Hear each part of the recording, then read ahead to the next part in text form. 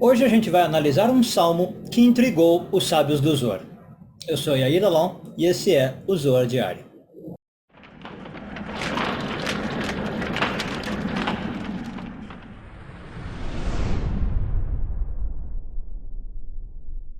Essa semana continuamos a ler a porção de Vayetze, hoje focando nos parágrafos de 86 a 88 do Zohar, oitavo ano de leitura.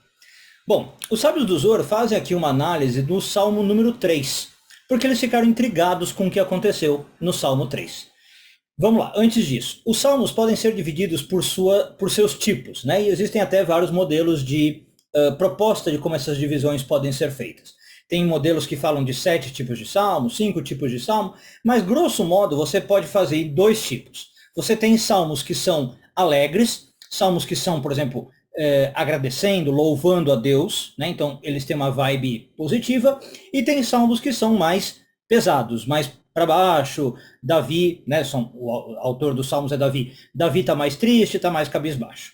Então o Salmo 3 intriga o sábio justamente por isso. Porque Davi começa falando o seguinte: eu vou oferecer um salmo, a palavra hebraica é mismor, que geralmente indica uma canção, né? Ou seja, um salmo alegre.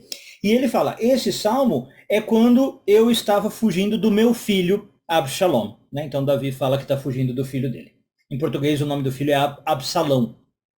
Bom, o que acontece? Absalão se rebelou contra o rei Davi. E aí os sábios ficam, então, como eu disse, estranhados, né? Por que o rei Davi fala que vai fazer um salmo alegre, entre os 2 tipos que eu falei, se ele está fugindo de um filho rebelde? Um filho que queria fazer mal para ele, né? Não é um filho rebelde qualquer. O filho queria matar o rei Davi, queria se investir contra ele, né? Então os sábios ficam intrigados. E, inclusive, trazem uma frase muito interessante, quase que um provérbio, né, para a gente. Eles falam o seguinte: um homem se machuca muito mais com um pequeno mal feito por alguém da sua família, né, e tolera muito mais um grande mal feito por outras pessoas. Então, quando uma pessoa da sua família faz uma pequena maldade com você, já incomoda, né? Muito mais do que, às vezes, pessoas de fora que fazem maldades muito maiores. Então, os sábios dizem assim, nesse caso em especial, Davi, vendo que o seu filho está agindo desse modo, ele deveria ficar muito incomodado, né? Por que ele, de novo, faz esse salmo de agradecimento? E aí os sábios tentam dar várias respostas, né? Vários deles ali dão a sua opinião, e basicamente o que eles dizem, eu vou trazer 2 opiniões que se corroboram, é o seguinte: o Davi estava com um peso na consciência, que era aquele erro que ele cometeu com a Batsheva, né? Com a mulher que ele amava. Acho que todo mundo conhece a história. Ele coloca o marido da Batsheva em risco, né? Põe ele na guerra, numa posição de guerra. O marido dela morre e ele consegue ficar com a Batsheva. E aí, esse ato do Davi não é lá dos mais honestos possíveis, inclusive tem uma discussão no Talmud se foi um pecado ou não. O Zohar considera que foi um pecado, né? O Talmud ali tenta ver algumas outras análises que talvez não, mas enfim, o Davi está com remorso por causa desse ato. Então, o tempo inteiro, em vários dos salmos, inclusive, o rei Davi está procurando expiação para esse pecado, vai dizer a tradição. Vários dos salmos é ele falando com Deus, falando: Deus, por favor, me salva, me tira do pecado, me liberta da escuridão que eu vivo, do peso na consciência que eu tenho, e tal, tal, tal.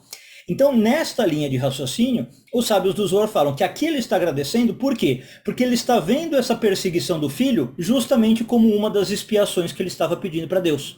Na ideia de que, olha, talvez Deus está me mandando esta aflição, esta maldade de ter que ver o meu filho se rebelar contra mim, não é nada agradável, mas eu vou agradecer a Deus, percebe? Eu vou fazer um salmo cantando, um salmo louvando a Deus por ele ter me enviado essa dificuldade. Então, a gente aprenderia por essa primeira explicação que, de vez em quando, não é que eu tenha que ter essa visão sempre, mas de vez em quando eu tenho que entender que se eu pedir algumas coisas para Deus, Deus me atende, e na hora que eu sou atendido, ainda que não seja a coisa mais agradável do mundo, eu tenho que agradecer. É o que Davi está fazendo. Então ele está agradecendo por uma maldade que no fundo está vindo para uma bondade. Tá? Essa é a primeira lógica. Agora, a segunda interpretação que o Zohar traz, como eu disse, que se complementa à primeira, ela é um pouco mais mística, um pouco mais técnica, mas eu acho legal trazer aqui. E se liga com o vídeo que a gente viu ontem. Bom, A gente falou no vídeo de ontem que às vezes Elias aparece e dá uma mensagem para as pessoas falando quando vai ter aí uma calamidade, para que elas possam se preparar, né? E mesmo quando não é Elias, a gente disse que sempre na ideia da Kabbalah você tem algum aviso antes da calamidade acontecer. E aí agora nessa segunda explicação, o Zohar conta para nós, lembra para nós, na verdade, que o rei Davi representava quem? A Sfirá de Malchut. E Malchut, entre outras coisas, ela representa o nosso mundo, ela representa cidades em geral, e em especial cidades muradas, cidades com muralha, como a cidade de Jerusalém. Não é à toa que Jerusalém é estabelecida como capital pelo rei Davi, né? É o rei Davi que coloca Jerusalém no status que ela tem até hoje, de importância para o povo de Israel, e constrói, né, Jerusalém. Tem inclusive lá em Jerusalém uma parte mais velha da cidade, mais antiga, que chama Ir Davi, né, a cidade de Davi. Enfim, o Zohar fala então que como Davi tem essa ligação com Malchut, e Malchut é um local onde a gente está mais sujeito à força das chamadas klipot, da negatividade, né? O que Davi está tentando fazer? Trazer luz o tempo inteiro para blindar essas energias negativas. Então, Davi percebeu neste caso, como eu falei, ligado ao vídeo de ontem, que Deus estava dando um alerta para ele por meio do filho dele. O filho dele estava perseguindo a ele, e este era um sinal para que o Davi percebesse que tinha uma calamidade para acontecer, para que o Davi despertasse e pudesse transformar os seus atos. Então, o que ele fez? Imediatamente, a gente viu no vídeo de ontem que uma das coisas que você pode fazer é estudar a Torá. Outra das coisas é um ato de bondade que traga luz. Davi fez o que ele sabia de melhor para trazer luz. Um salmo, um cântico.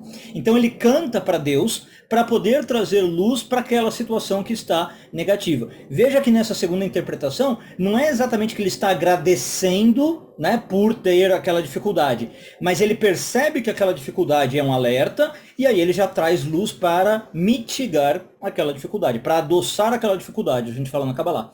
Então, o salmo que ele fez tem realmente uma vibe positiva, como eu falei. Ele começa dizendo Mismor, que é uma canção, porque ele sabia que era uma situação negativa que precisava luz. Tem outros salmos que são tristes, que são pesarosos, porque aí é outro contexto. Ele não estava tentando trazer luz. Lá realmente ele estava se lamuriando, se lamentando e conectando com o lado mais denso da existência e da realidade. Mas aqui não. Aqui o Davi percebeu que o que precisava, o que faltava, era injetar luz. Então ele abre o salmo desse modo, consegue injetar luz, e o Zohar conclui. É por isso que no final das contas deu tudo certo. Graças a Deus, Davi não é morto pelo filho, a revolta do filho dele, Absalom, não dá certo, e Davi consegue estabelecer o seu reinado e passar para o filho que ele realmente queria passar, que é Salomão. Um bom dia a todos e tudo de bom.